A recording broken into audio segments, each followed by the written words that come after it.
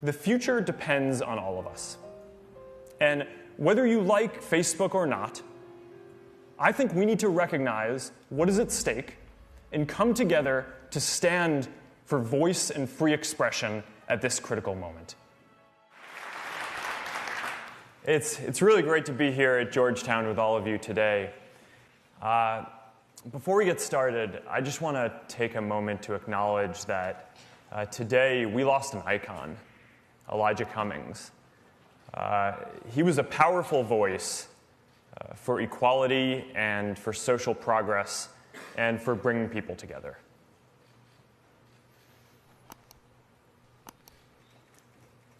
Back when I was in college, our country had just gone to war in Iraq. And the mood on our campus was disbelief. A lot of people felt like we were acting without hearing a lot of important perspectives. And the toll on soldiers and their families and our national psyche was severe, yet most of us felt like we were powerless to do anything about it. And I remember feeling that if more people had a voice to share their experiences, then maybe it could have gone differently. And those early years shaped my belief that giving more people a voice gives power to the powerless and pushes society to get better over time. Now, back then, I was just building an early version of Facebook for my community, but I got a chance to see my values and beliefs play out at a smaller scale. When students got to express who they were and what mattered to them, they started more student groups, they organized more businesses, and they even challenged some established ways of doing things around campus. And it taught me the lesson that while a lot of the world often focuses on the big events and institutions, the bigger story is that most progress in our lives actually comes from individuals having more of a voice. So since then, I've focused on building services that do two things: give people a voice and bring people together. And these two simple ideas of voice and inclusion go hand in hand. And we've seen this throughout history, even if it doesn't always seem that way today. More people being able to share their experiences and perspectives has always been necessary to build a more inclusive society. And it is our commitment to each other that we hold each other's right to express ourselves and be heard above our own desire to always get our way in every debate. That's how we make progress together. But this view is increasingly being challenged. Now, some people believe that giving more people a voice is driving division rather than bringing people together. More people across the spectrum believe that achieving the political outcomes that they think matter is more important than every person having a voice and being heard. And I think that that's dangerous. So today, I want to talk about why and some of the important choices around free expression that I think that we face going forward. Throughout history, we've seen how being able to use your voice, how people being able to use their voice helps people come together. We've seen this in the civil rights movement. Frederick Douglass once called free expression the great moral renovator of our society. He said, "Slavery cannot tolerate free speech." Civil rights leaders argued time and again that their protests were a protected form of expression, and one noted that nearly all of the cases involving the civil rights movement were decided on First Amendment grounds. We've seen this globally too, where the ability to speak freely has been central to the fight for democracy worldwide. The most repressive societies have always restricted speech the most, and when people are finally able to speak, they often use their voice to call for change. In this year alone, people have used their voices to end multiple long-running dictatorships in northern Africa, and we're already starting to hear from people whose voices had been excluded just because they were women or because they believed in democracy. Now, our idea of free expression has become much broader over even the last 100 years. Many Americans know about the Enlightenment history and how we enshrined the First Amendment into our Constitution.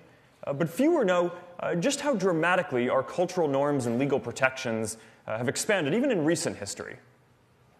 The first Supreme Court case to seriously consider free speech in the First Amendment was in 1919, Schenck versus the United States. And back then, the First Amendment only applied to the federal government, so states could, and often did, restrict your right to speak. Our ability to call out things that we felt were wrong also used to be a lot more restricted. Libel laws used to impose damages if you said something negative about someone, even if it was true. The standard then shifted, so that way it was okay as long as you could prove that your critique was true. And we didn't get the broad free speech protections that we have now until the 1960s, when the Supreme Court ruled in opinions like New York Times versus Sullivan that you can criticize public figures as long as you're not doing so with actual malice, even if what you're saying is false. So we now have significantly broader power to call out things that we feel are unjust and share our own personal experiences. And we see movements like Black Lives Matter and Me Too spread and go viral on Facebook. The hashtag Black Lives Matter was actually mentioned for the first time on Facebook. And this just wouldn't have been possible in the same way before. Just 100 years back, many of the stories that people are sharing now would have been against the law to even write down.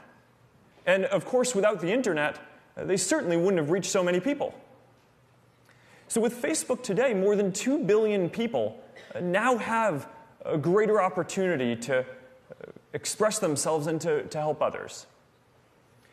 Now, while it's easy to focus on the big social movements, I think it's important to remember that most progress happens in our individual lives.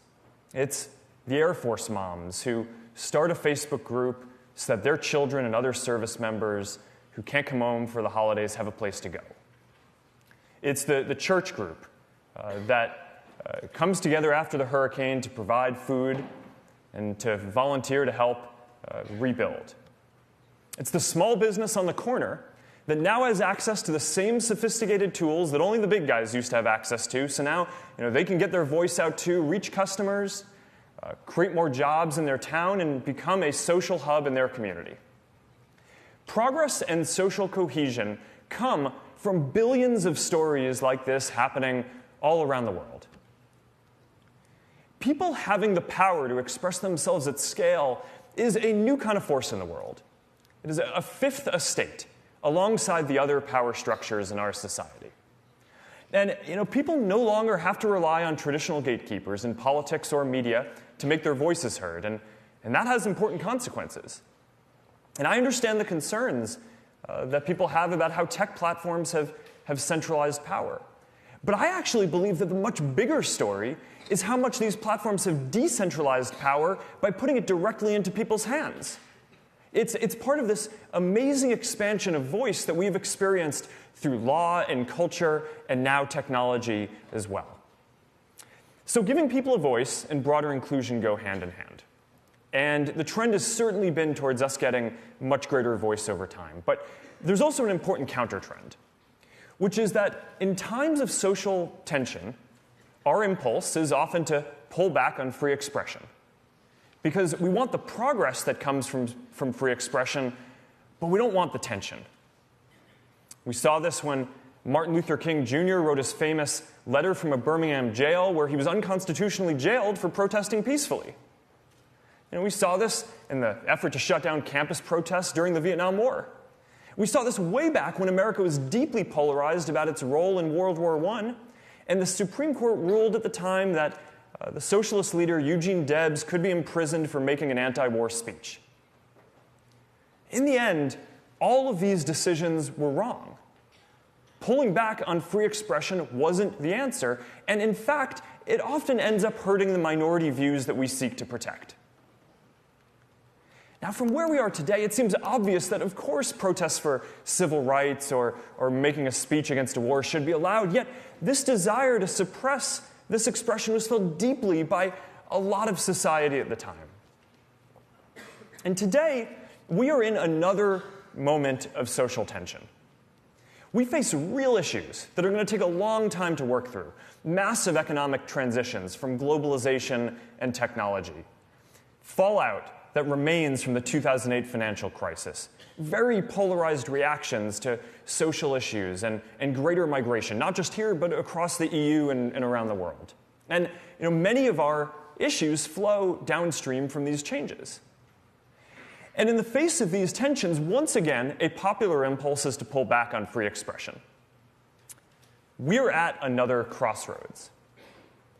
We can either continue to stand for free expression, understanding its messiness, but believing that the long journey towards greater progress requires confronting ideas that challenge us. Or we can decide that the cost is simply too great. And I'm here today because I believe that we must continue to stand for free expression. Now, at the same time, I know that free expression has never been absolute. Right? There are some people who argue that internet platforms should allow all expression that is protected under the First Amendment, even though the First Amendment explicitly doesn't apply to companies. Now, I'm proud that our values at Facebook are inspired by the American tradition, which is more supportive of free expression than anywhere else in the world. But even American tradition recognizes that some speech infringes on other people's rights. Rules about what you can and can't say often have unintended consequences. When speech restrictions were implemented in the UK in the last century, Parliament noted that they were often applied more heavily to citizens from poorer backgrounds because the way they expressed things didn't match the elite Oxbridge style. And I believe that in everything we do, we need to make sure that we are empowering people and not simply reinforcing existing institutions and power structures. So that brings us back to the crossroads that we find ourselves at today. Are we going to continue fighting to give more people a voice to be heard? Or are we going to pull back from free expression? Now, I see three major threats ahead. The first is legal. And we're increasingly seeing laws and regulations around the world that undermine free expression and people's human rights.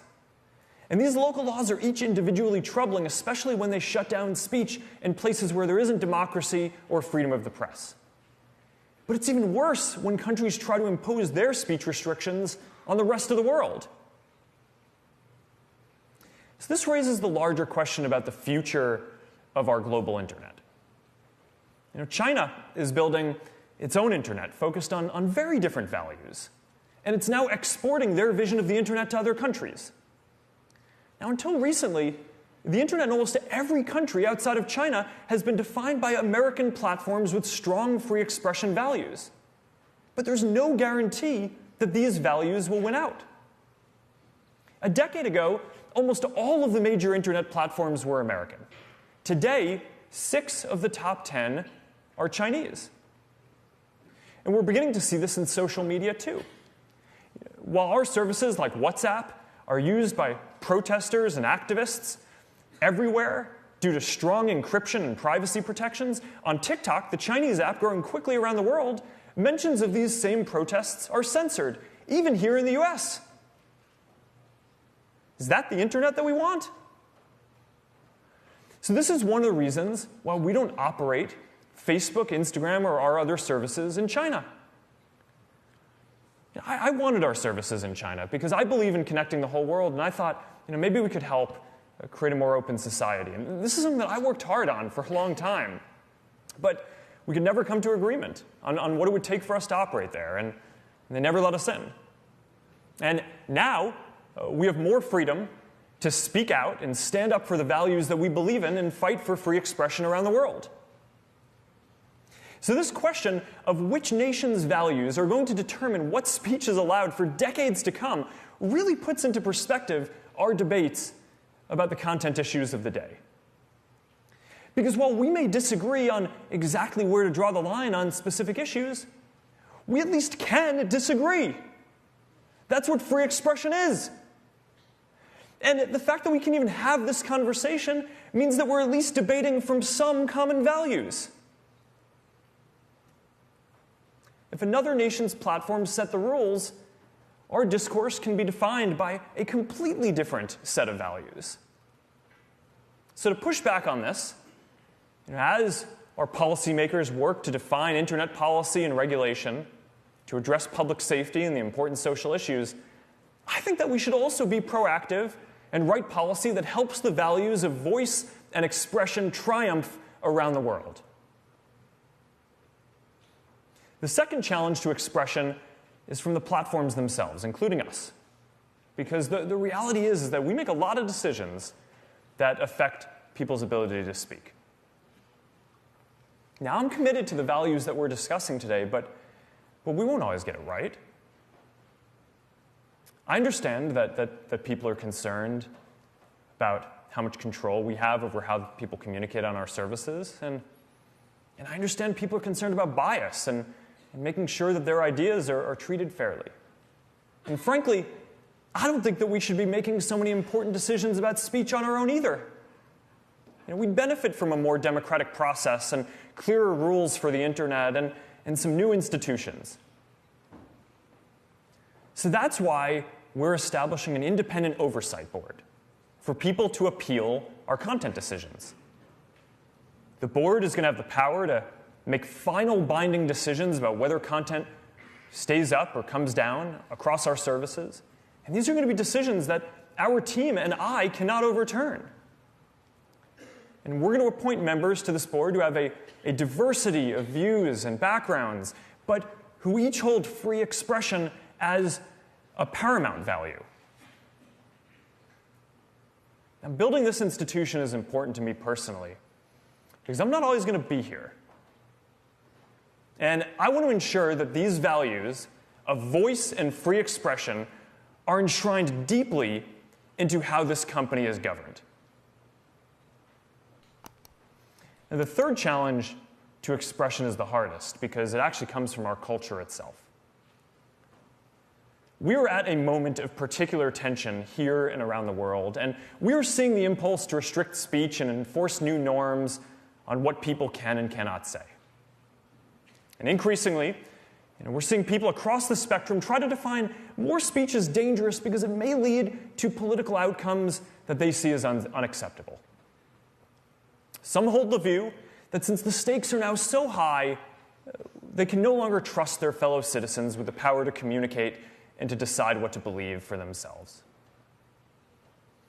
I personally believe that this is more dangerous for democracy over the long term than almost any speech. Democracy depends on the idea that we hold each other's right to express ourselves and be heard above our desire to always get the outcomes that we want. You can't impose tolerance top-down. It has to come from people opening up, sharing experiences, and developing a shared story for our society that we all feel like we're a part of. That's how we make progress. So how do we turn the tide? Well, someone once told me that our founding fathers thought that free expression was like air. You don't miss it until it's gone. When people don't feel like they can express themselves, they lose faith in democracy and are more likely to support populist parties that prioritize specific policy outcomes over the health of our democratic and civic norms. I'm a little more optimistic. I don't think we need to lose our freedom of expression to realize how important it is. I think that people get it and understand and appreciate the voice that they have now. And at some fundamental level, I think that most people believe in their fellow people too. And as long as our governments respect people's right to express themselves, as long as our platforms live up to their responsibilities to support expression and prevent harm, and as long as we all commit to being open and making space for more perspectives, then I think we're going to make progress. It's going to take time, but I think that we're going to work through this moment. We overcame deep polarization after World War I and intense political violence in the 1960s. Progress isn't linear. Sometimes we have to take 2 steps forward and 1 step back. But if we can't agree to let each other talk about the issues, then we can't even take the first step. So even when it's hard, this is how we build a shared understanding.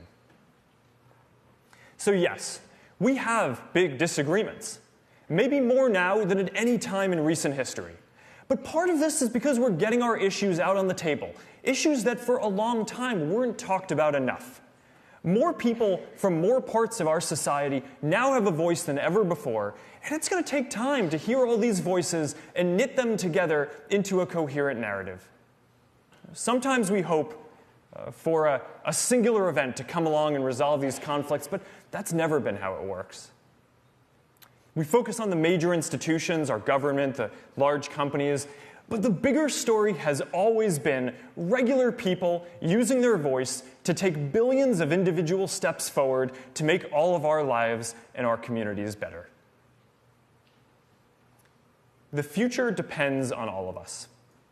And whether you like Facebook or not, I think we need to recognize what is at stake and come together to stand for voice and free expression at this critical moment. I believe in giving people a voice because at the end of the day, I believe in people. And as long as enough of us keep fighting for this, I believe that more people's voices will eventually help us work through these issues together and write a new chapter in our history where from all of our individual voices and perspectives, we can bring the world closer together. Thank you.